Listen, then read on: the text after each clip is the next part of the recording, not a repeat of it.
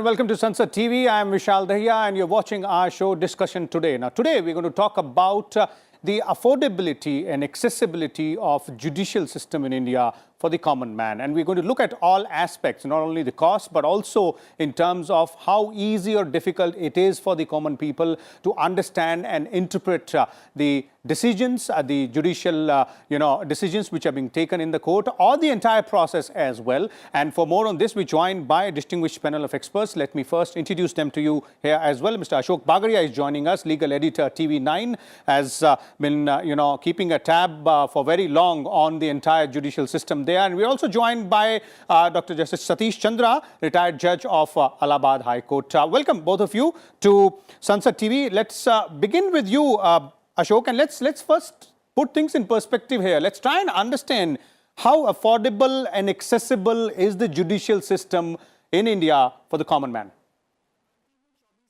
Well, actually, the initiatives that are being taken are formidable as far as the higher judiciary is concerned.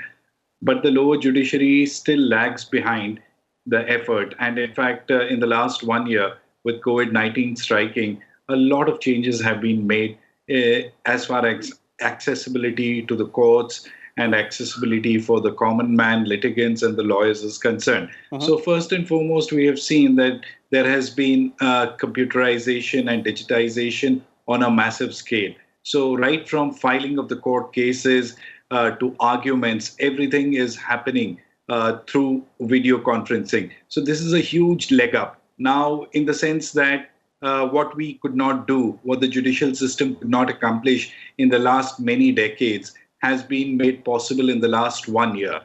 Besides that, there are some gray areas on which the judiciary needs to work because as far as the links to the video conference is concerned, generally it's seen that it is not accessible to the litigant. It's only accessible to the lawyers, and it's up to the lawyer whether to allow the litigant to be a part of the proceedings as they happen through video conferencing. And what has really changed the face of judiciary is the use of technology, the increasing use of technology, and what we're going to see more of it in the days to come.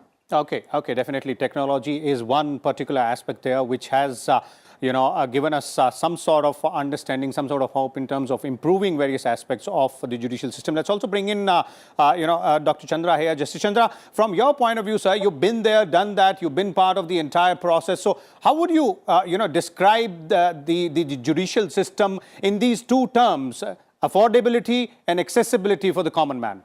Yeah, first of all, the affordability I will speak. When there is a delay, that is a denial of the justice. Not only denial of the justice, but cost will increase for the litigants. And not only litigants, but also the government. If a litigant is spending a 1 rupee, then government is spending at least 20 rupees for the infrastructure, for the cost of this litigation. So it is not in favor of anyone that there should be delay in the justice. But there are reasons why it is delay. First of all, I will tell you, in India, only 19 judges are available per million population. Per million population, only 19 judges are available, and that is a very poor ratio, you can say. And litigation is pending about 4 crore in different courts, and 1/3, that is 67%, is in lower court. As per the information given by the government in the Lok Sabha on 3rd February 2021, the government has also informed that 400 vacancies are available in the 25 high courts of the country. Okay. Similar position is in the lower court. 1/3 vacancies are available there. So the appointments delay, and this caused the main reason for not disposing of the cases, and the judges are not there. How the cases can be disposed of? So my suggestion is here that vacancies should be filled up on a regular basis. There must be the list, or you can say the vacant list or waiting list for the judges. We know very well that in next year how many judges are going to be retired, superannuated. So in advance we can prepare the process, and in the present circumstances, process is taking more than 6 months. So we should make a regular exercise for the recruitment. So 100% recruitment may be there, and you will surprise that Constitution is not prescribing the limit of the judges, number of the judges. Now in High Court we have 1079 judges. That is not prescribed by the Constitution. Constitution prescribed only for the judges of the Supreme Court. That there will be 33 judges or like this. This was left, High Court vacancies were left to the President's discretion. And Okay. so he has increased 1079 as on today. So the ratio, I told you, appointment, I told you that there is a need for the regular appointment, first of all. Otherwise, it is not possible. No systematic process is there. So we will have to improve. Okay. And on the accessibility aspect part, of this yes. one is the pendency, as I told you, the 4 crore pendencies is there, 1/3 in the lower court. I came from the Allahabad High Court, 1 million pendencies there in the High Court. And people are waiting in the criminal cases since 1976 or 75. And civil cases, God knows. Even Ramlalla case was decided in so much after so much time. That was one of the oldest litigation. Another aspect for this reducing the pendency, or you can say the cost of the litigation, there is a main factor is the advocates strike. Okay. You might have heard, nowhere in the world there is a strike by the advocates except India.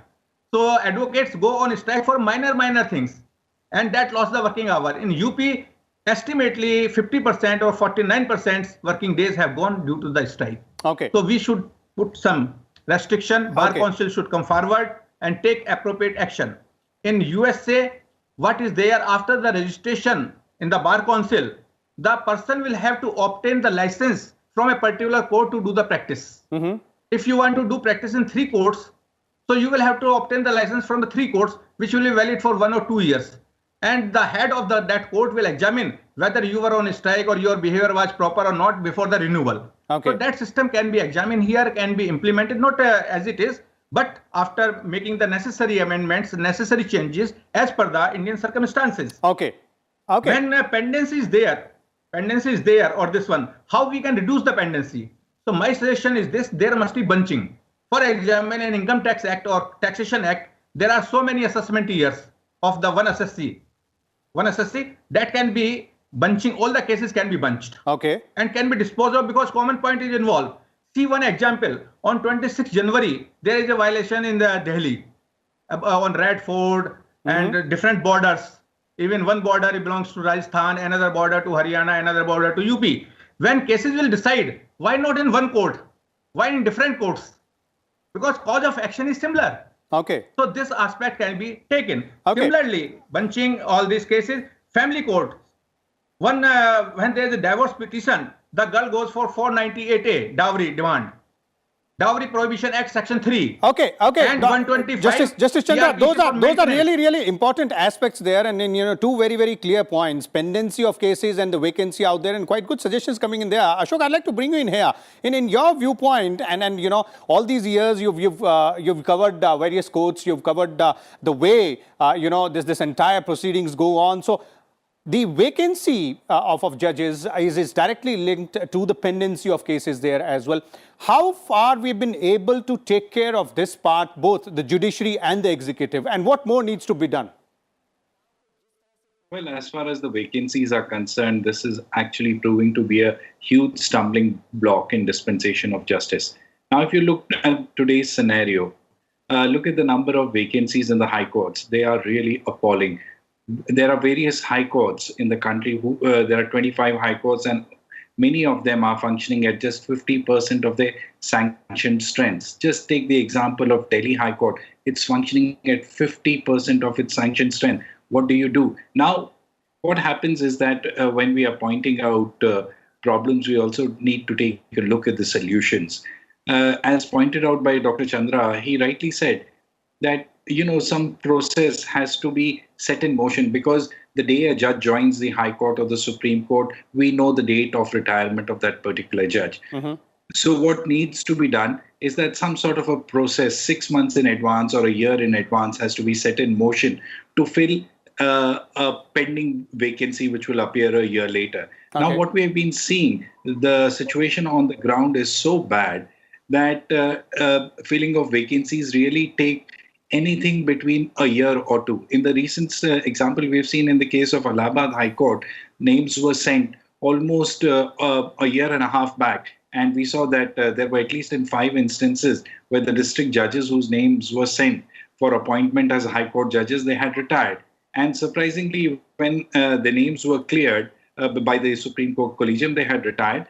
But now, once they are cleared by the Government of India, they will also be appointed. But here, it has to be a a concentrated effort on the part of the judiciary as well as the government. The judiciary has to process the names quickly, and once the names have been processed, they need to be quickly cleared by the government of India, in the sense that the warrant of appointments have to be made as expeditiously as possible, so that there is not more load on the existing overloaded system. So we have to understand that this process can only move faster if the judiciary and the government walk hand in hand. Okay, Ashok, one more point here, and that's about, if you're looking at the entire process, judicial process, one aspect which Justice Chandra also pointing out may be that bunching of cases can be done as per the, different categories we're looking at. Second very important aspect here is dealing with the frequent adjournments as well. If you make the entire process a little more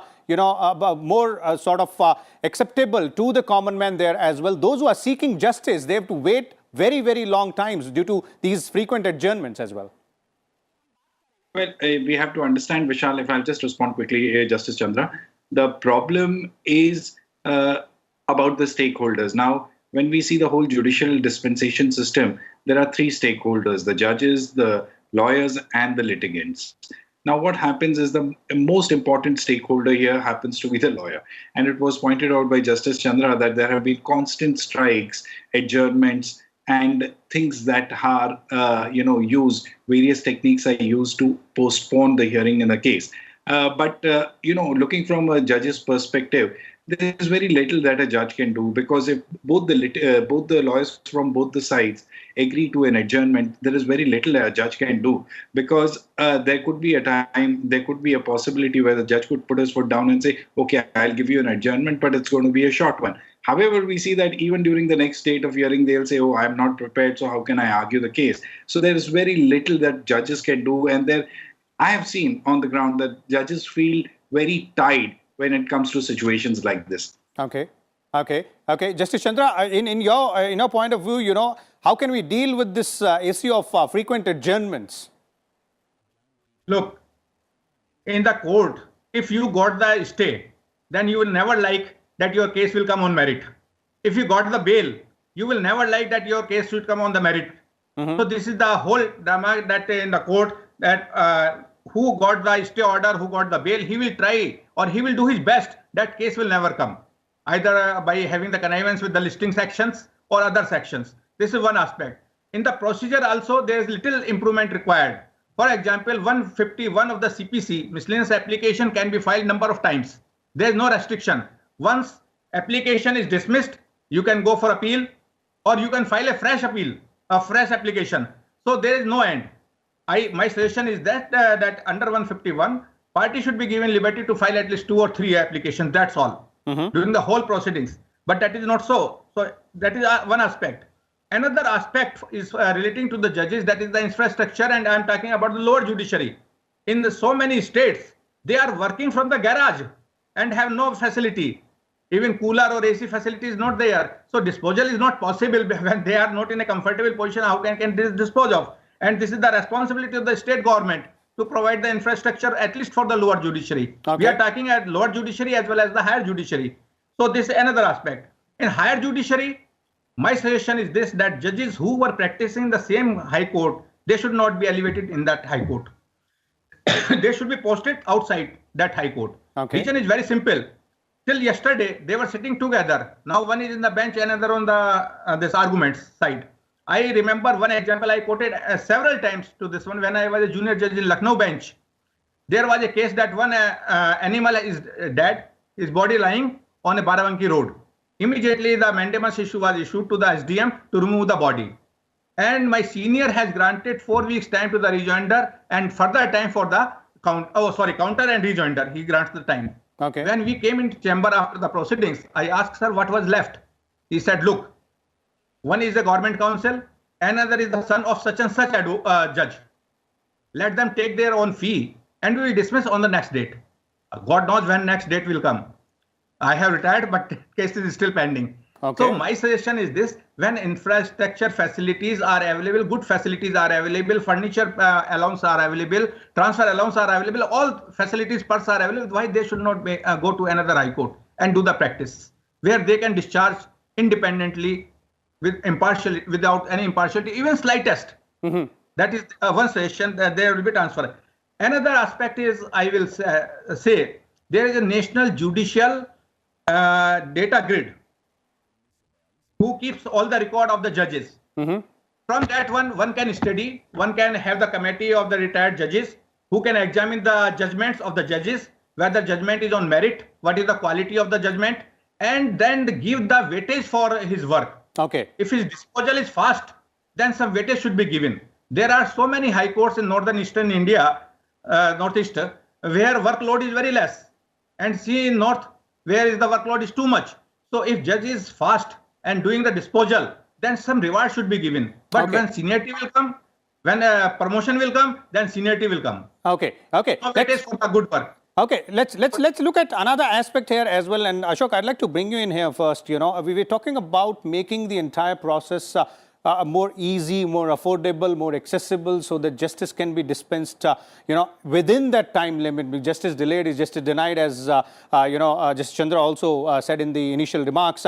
The other processes, for example, arbitration, mediation, lok adalats, can we, something also needs to be done to make them a little bit more popular perhaps, or, make them more easier accessible, just like the usual regular judicial process?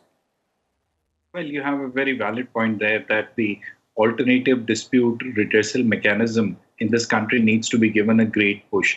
Now, what happens is that most of the cases which can be decided outside the courtroom also end up and clog the system, increasing the number of cases which are pending in the Supreme Court. So now, if you talk of corporate matters which can be dealt with in an amicable manner, they can go for arbitration or mediation also. In family, in divorce matters or disputes pertaining to 498A, or even domestic disputes, they can first go in for mediation, and then possibly after the mediation fails, only then they should be permitted to enter into the real judicial system. There are also tax cases. Similarly, if we have an alternative dispute resolution mechanism, which is rather the need of the hour, then we can be a little easy on the mainstream judicial system, which can focus more on the issues at hand, more on constitutional matters, more on adjudication of matters which are of grievous nature and, which need actually interpretation of law, or rather laying down the law. Okay. So this kind of alternate mechanism is the need of the hour. Okay. Alternate mechanisms there. Justice Chandra, your views on how we can make, better use of these alternate dispute redressal mechanisms? I agree with Ashokji that in Arbitration Act 1996, there is a provision that within a year you will have to finish the arbitration case. With the consent of both the parties, 6 months can further be given for disposal of the case. And after that, only court can grant the extension. So nowadays, the arbitration matters are getting disposal very fast. Okay. So similar practice can be adopted in other cases also. For example, in criminal minor cases, we can have the plea bargaining. That was one aspect. Law Commission of India has already written one report on that plea bargaining. We can apply at least for the minor cases. In other cases, also civil cases, the mediation in family matters is already there, but make more effective, give some teeth. Okay. In the mediation. Without teeth, nobody will listen. Both parties are egos, they're having the ego. Both parties have ego and they are not ready to compromise. Okay. And there must be a common court for all the things. For example, 125 CRPC that is going to the criminal court, and matrimonial case is going to the family court. After all, a judge of the family court is an additional district judge. So why not all the cases of the same party will be in the same court? Why in different courts? So this is one aspect that they should be in the one court and that can be disposed of. Okay. One more important aspect here, Justice Chandra. I'd like to bring you in here on a very, very important aspect before we bring this discussion to an end, and that's about the use of local languages. Now, that is where we would like to understand to what extent it is being done at various levels. I understand at the at the junior level, subordinate courts level, it is being implemented, it is being utilized. But do you think this brings in a bit more efficiency or makes things more easier for the litigants, specifically for the common man? The use of local languages, Justice Chandra. Local languages in lower courts, it is used. But now Supreme Court has also taken the initiatives. Recently, they have decided at least 9 or 6 languages. There will be translation available to the parties. The copy of the judgment will be translated, authenticated, certified, and then can be given to the parties.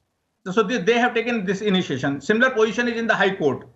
But infrastructure, again, there is a problem. If I want to get it translated into a Tamil, English judgment, then stenographer is not available. In Hindi, stenographer is not available.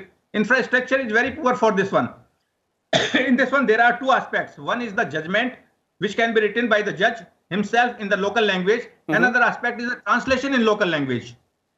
348, perhaps article of the Constitution is providing that present system will continue unless until changed by the Parliament. Okay. Earlier, the bill was introduced in the Parliament, any bill, that was only in English. But now translation is there. Okay. It was made compulsory. So similarly, we can do and provide the infrastructure.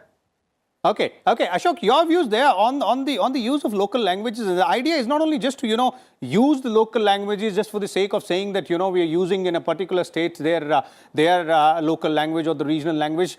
The larger point here is to make it more understandable to the common man. They should, the litigants and those who are affected by that particular judgment, they should be able to understand the spirit of the judgment and obviously the letter as well.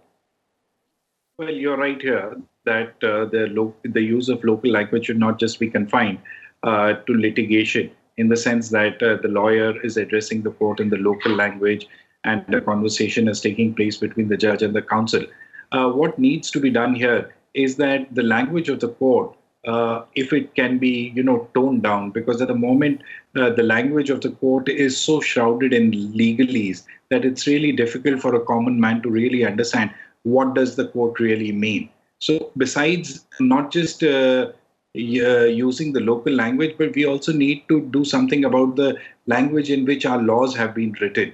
Now, most of the laws that have what is being adjudicated today is colonial. It's almost a colonial baggage we are carrying. The IPC, CRPC, everything seems to have been drafted in the 1860s, and we are carrying them.